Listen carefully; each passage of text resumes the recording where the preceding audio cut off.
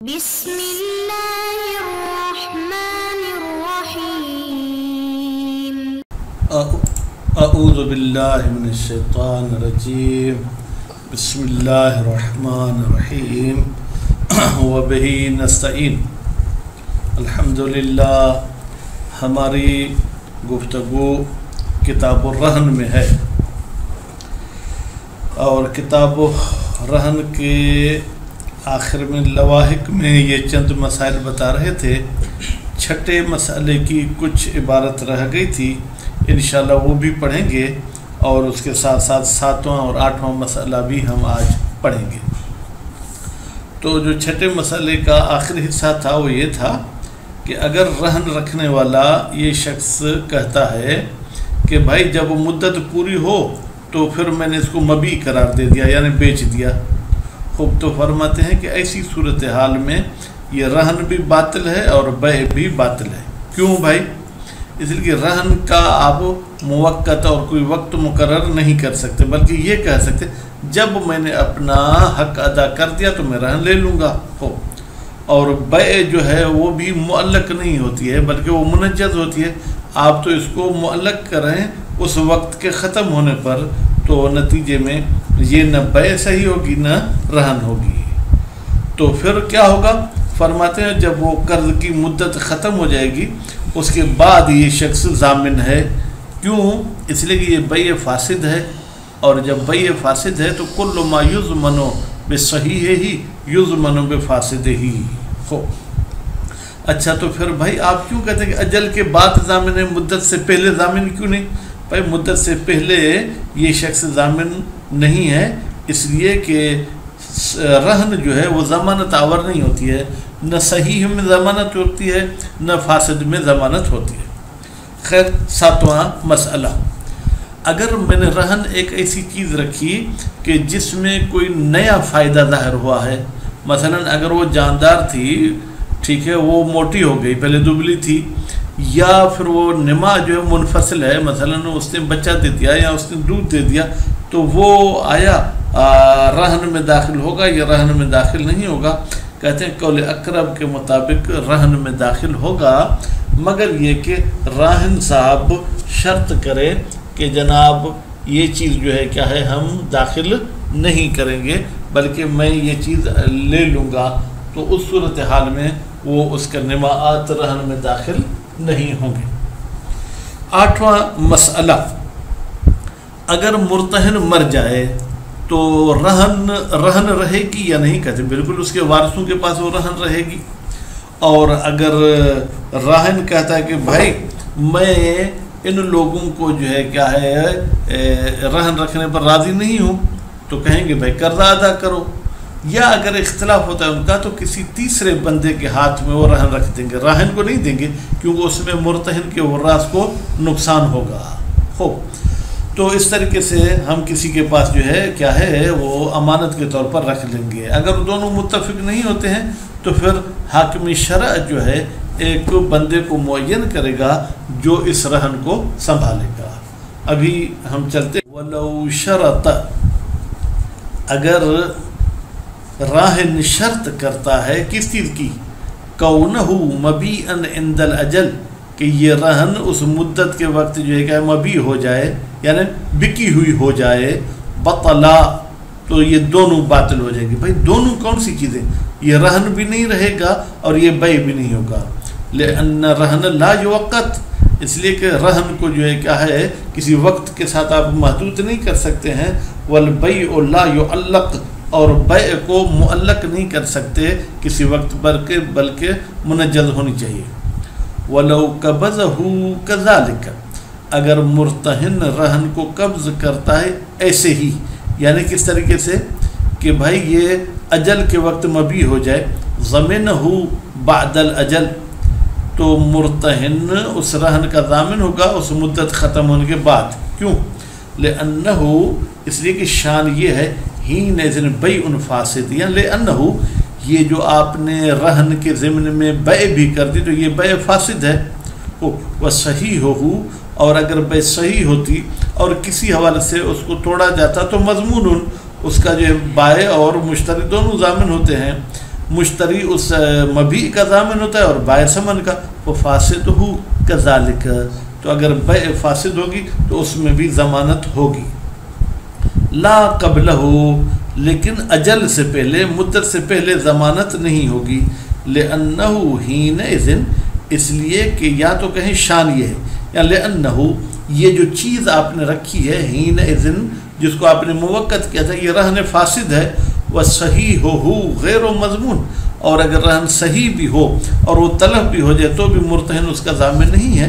وَفَاسِدُهُ كَذَلِكَ، تو پھر رہن فاسد میں بھی ضمانت نہیں ہوگی. قاعدۃ مضطردۃ، یہ ایک ایسا قاعدہ ہے جو کثرت کے ساتھ ہر جگہ چلتا ہے. یعنی کیا؟ جہاں صحیح معاملہ ضمانت آور ہوگا فاسد بھی ضمانت آور ہوگا، اور جہاں صحیح ضمانت آور نہیں ہے تو فاسد بھی ضمانت آور نہیں ہے. ولا فرق فی ذالک، کوئی فرق نہیں اس بطلان بیع میں اور رہن کی ضمانت میں، بین علمہما بالفساد، کہ راہن اور مرتہن دونوں کو علم ہو کہ یہ ہمارا معاملہ فاسد ہے، وجہلہما، یا دونوں جاہل ہوں معاملے کے فساد سے، وتفریق، یا راہن کو علم ہو کہ فساد ہے مرتہن کو علم نہ ہو، یا مرتہن کو علم ہے راہن کو علم نہیں ہے.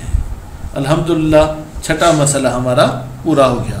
السابعۃ، ساتواں مسئلہ، یدخل نماء المتجدد، داخل ہوتی ہے جناب وہ نماء جو متجدد رہن رکھتے وقت نہیں تھی، بعد میں اس چیز میں وہ فائدہ ظاہر ہوا ہے. المنفصل، یا تو وہ نما جو ہے کیا ہے رہن سے منفصل جدا ہو گیا ہے. کل ولد، مثلا جیسے اس نے کوئی بچہ دیا ہے. وہ ثمرت، یا آپ نے درخت رہن پہ رکھا تھا اس نے کوئی پھل دیا ہے.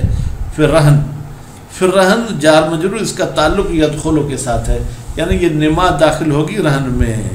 الاقرب، قول اقرب کے مطابق. بل قیل انہ اجماع، بلکہ کہا گیا ہے کہ انہ، یہ دخول نما والا مسئلہ اجماعی ہے.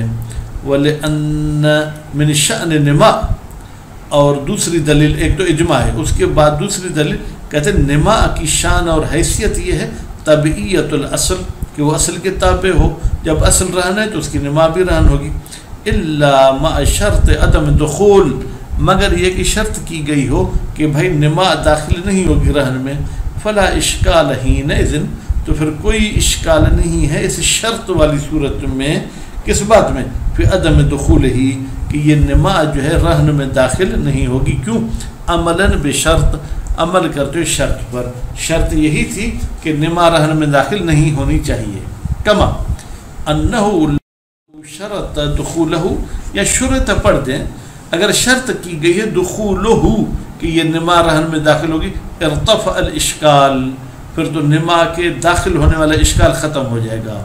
وقیل، اور یہ قول کہتے ہیں لا يدخل، نما داخل نہیں ہوگی رہن میں بدون ہی کی ضمیر جائے گی شرط دخول کی طرف. کیوں؟ للاصل، اصل عدم دخول ہے. ومنع الاجماع، باقی آپ نے جو اجماع والی بات کی ہم اس کی بھی منع کرتے ہیں. وطبعیہ، اور آپ نے جو کہا کہ فرع اور نما تابع ہوتا ہے اصل کا، وہ ملکیت میں تابع ہوتا ہے. لا فی مطلق الحکم، ہر حکم میں ایسے نہیں ہوتا ہے. وہ اظہر، فرماتے ہیں یہ آخری بات جو طبعیت والی ہے تو بالکل ظاہر ہے. ولو کان متصلا، اگر نما متصل ہو، کان کی ضمیر نما کی طرف جائے گی. کا طول، مثلا جیسے وہ لمبی ہو جائے، درخت تھا 5 فٹ کا تھا ابھی 10 فٹ کا ہو گیا. وہ سمن، اکثر تو ہم اس کو سمن پڑھتے تھے، لیکن سمن جو ہے کیا ہے جناب، وہ کسی اور معنی میں، گھی وغیرہ کی معنی میں سمن. جیسے موٹاپا ہو جائے تو دخل اجماعاً، تو یہ نما متصل تو یقیناً داخل ہوگی کس میں؟ رہن میں. الحمدللہ 7واں مسئلہ بھی پورا ہو گیا. الثامنۃ، 8واں مسئلہ، ینتقل حق رہانت، منتقل ہوگا رہن کا حق الی الوارث، وارث کی طرف، بالموت، موت کے ساتھ. موت کس کا؟ مرتہن کا. لأنہ، اس لیے کہ یہ انتقال مقتضا لزوم العقد، عقد کے لازم ان کی تقاضا یہی ہے. من طرف راہن، یہ کس کی طرف سے عقد لازم ہے؟ راہن کی طرف سے.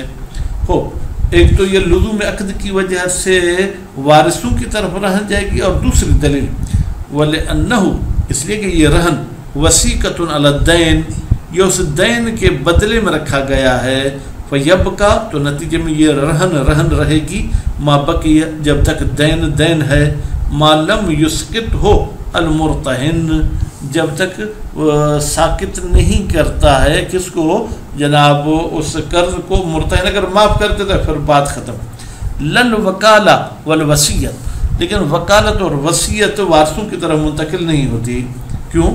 لأنہما اس لیے کہ وکالت اور وصیت اذن فی التصرف وہ یہ ہے کہ ہم اذن دیتے ہیں کہ تم میرے مال میں تصرف کر سکتے ہو، تو یقتصر بہما اکتفا کیا جائے گا اس وکالت اور وصیت پر، علی من اس شخص پر اذن لہو جس کو اذن دی گئی تھی، فإذا مات جب معزون مر گیا، جب وکیل اور وصی مر گیا تو بطل تو یہ اذن فی التصرف بھی باطل ہو جائے گی، کالنظائر ہی من الاعمال المشروطۃ کالنظائر ہی جیسے کہ اس اذن فی التصرف کی طرح دوسرے ایسے اعمال ہیں جس میں شرط کی جاتی ہے مباشر معین کی، مثلا یہی درزی میرے کپڑے سیے گا، اگر وہ مر گیا تو اب اس کے وارث نہیں سیئیں گے، الا مع شرط مگر یہ کہ شرط کی جائے، کون سی؟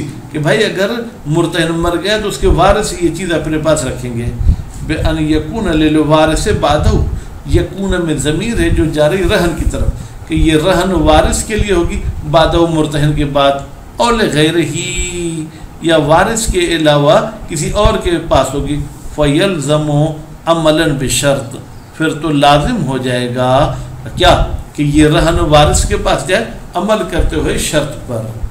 والراہن اور راہن کو حق ہے امتناع کہ وہ انکار کرے کس سے،